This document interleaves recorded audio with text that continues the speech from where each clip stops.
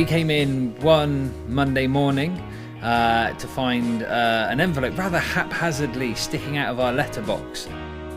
A colleague of mine grabbed the envelope, we opened it up, and inside was a pair of spectacles along with a note which said, "These once belonged to Gandhi, give me a call."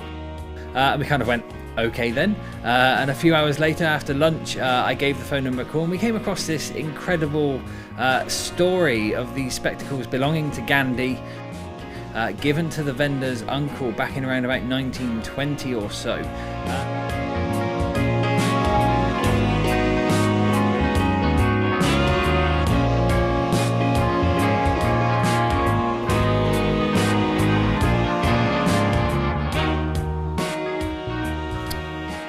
Proving these to be genuine are actually rather tricky. The two people we need in the story, Gandhi and the vendor's uncle, are of course no longer with us.